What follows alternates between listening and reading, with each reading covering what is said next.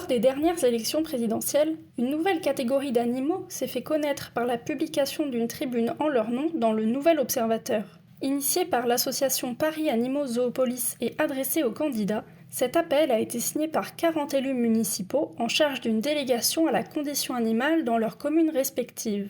Le programme est ambitieux. Nous souhaitons que les animaux liminaires cessent d'être les grands invisibles de la condition animale et de la biodiversité. Nous réclamons le déploiement d'outils destinés à mettre en œuvre une cohabitation pacifique avec eux. Mais qui sont ces animaux ? Quelles problématiques naissent de leur présence en ville et que pouvons-nous mettre en place pour favoriser la cohabitation ? Alors pourquoi c'est important de prendre en considération les animaux liminaires ?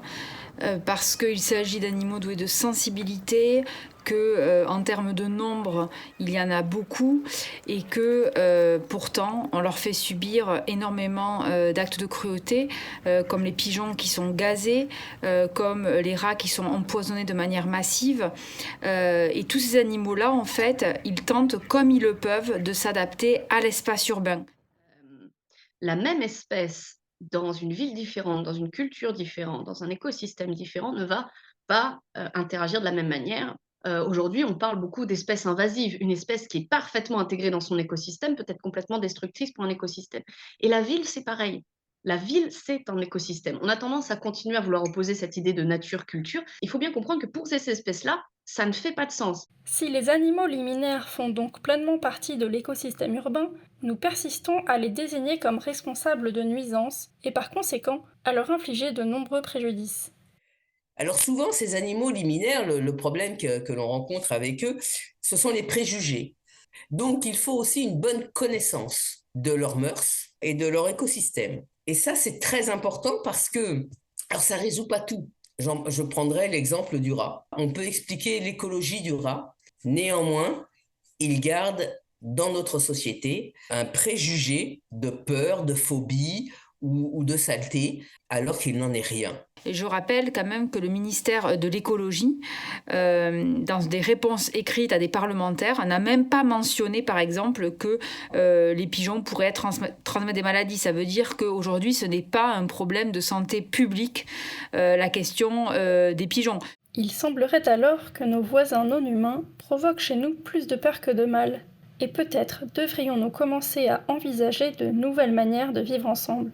Une chose qui est importante, c'est de commencer dans l'éthique ou dans le droit ou même, en éthologie, commencer à, se poser la question de l'animal pour lui-même et un peu moins en matière de quelle nuisance il peut représenter, quel service écologique il peut représenter.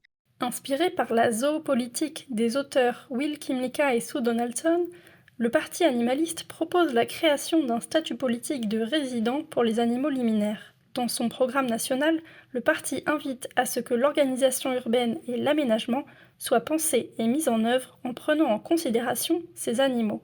Concrètement, à quoi cela ressemblerait ? Il y a la question des habitats qui est très très important, puisque s'il n'y a pas d'habitat, il n'y a pas d'animaux. Et donc on doit sanctuariser des endroits, comme par exemple nous on s'est battu au sein de l'association Paz pour le faire à la Darse du Rouvray, qui est donc un petit canal où il y a énormément d'animaux aquatiques, notamment les poissons, mais aussi des oiseaux, etc. Et donc cet endroit-là, il est sanctuarisé, ça veut dire qu'on ne peut plus pêcher, qu'on ne peut plus blesser les poissons, et ça veut dire aussi qu'on ne peut plus le détruire évidemment, et qu'il est pensé dans l'intérêt des animaux. Juste le dernier bureau municipal avant les vacances, j'ai demandé à ce que cessent les feux d'artifice. La deuxième chose, c'est compliqué, mais j'essaye à ce qu'il y ait de l'eau partout pour ces animaux liminaires.